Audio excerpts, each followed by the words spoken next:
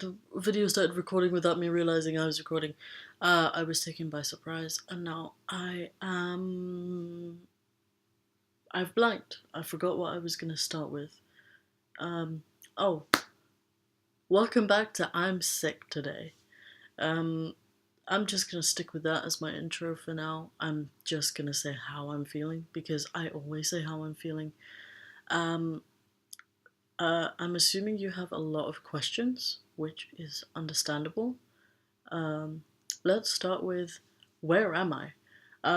I am currently at my boyfriend's house because I tend to spend the weekends with my boyfriend, and I decided to stay over last night because I wasn't feeling too great, and I'm still currently not feeling too great. My tonsils have swollen up because I didn't remove them as a kid, and I feel like I'm going to have to soon because they continuously swell up. Um, I'll see what happens. If my voice sounds a bit weird, it's because of my tonsils. I apologize. Why am I wearing a brace? Because I am an old lady and I cannot write for more than an hour without wearing a brace. And I'm currently studying, so I am doing a lot of writing and also typing and sitting and bending my arms, and apparently that strains my hand. So I have a brace now and I have a finger sleeve on. I was going to do the middle finger because I wanted to show my finger sleeve, but I'm not going to do that. Not going to do that. Um, I was going to review Eve Lily's story. I'm still going to this week because I promised it. I'm still going to do that. But probably later in the week because I am constantly getting dizzy. I'm constantly forgetting where I am, and I have something called brain fog right now. I don't know if that's a technical term. It's just the only way to describe it. Everything I do just feels like a dream. Like I'm walking around on cotton and I have no idea what's going on at any given moment. I forget things very, very easily. Um, and it's very difficult. And I decided I wanted to talk about it because it's, to be quite frank, really frustrating to deal with. And I feel like I'm not the only one, and if I am, it deserves to be documented. Um, as you all may be aware, I got pretty, for lack of a better term, effed up a few weeks ago because I drank way too much. Not on camera, thankfully, but I drank way too much, and I've been saying this since then. I feel like I'm still coming down from being that effed up. Um, anytime I take a sip of anything mildly alcoholic, whether that's a hard lemonade or an actual drink, I feel like I'm just gonna pass out, just gonna go to sleep. Um, and to be honest, I am not the heaviest drinker, but I can handle one drink. I can't even do that now.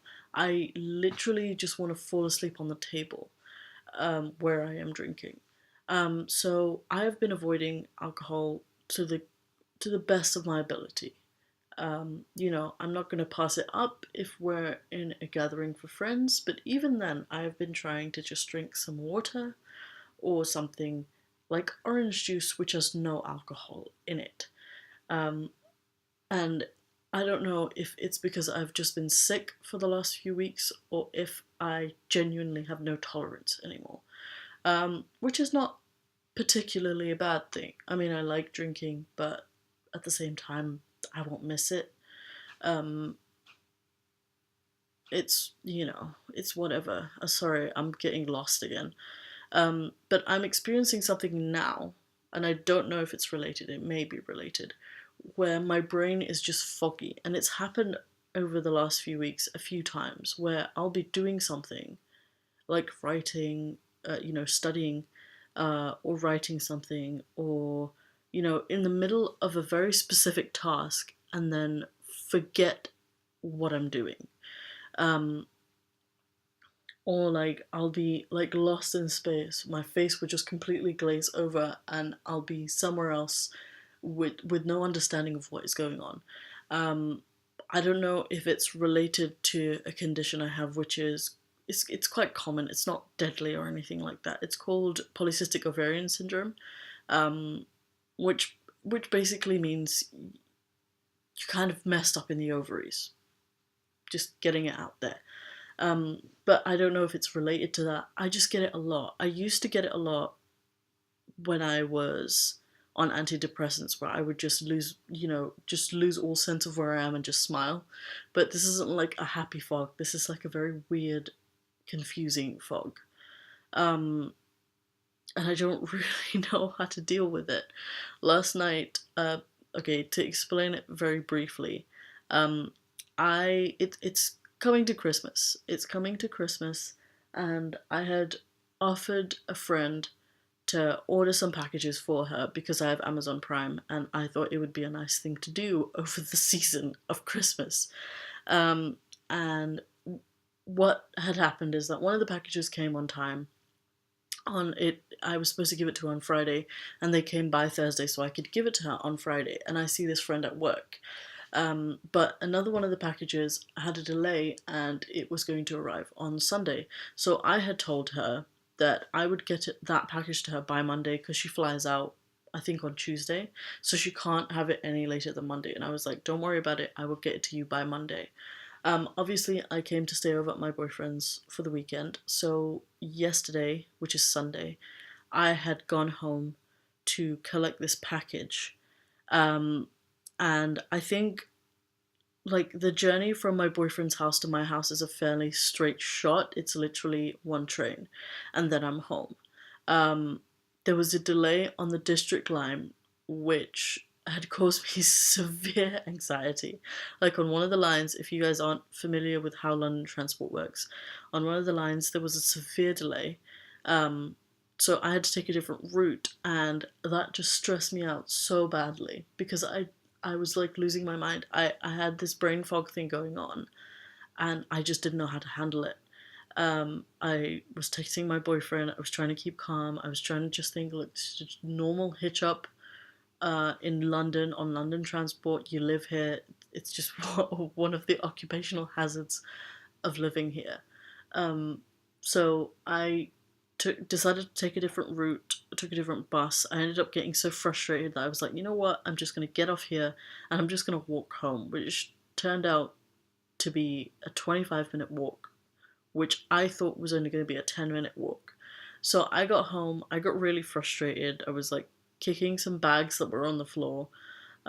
Crying, the whole melodrama. I was telling my brain to stop telling me about kids in Africa and how their situation was worse, because I just wanted to be upset. And I was. I took a whole nearly 40-minute break of just being upset and watching something to calm myself down. And then I sort of woke up, and I was supposed to collect other things from my house. I was supposed to collect other presents that I wanted to wrap.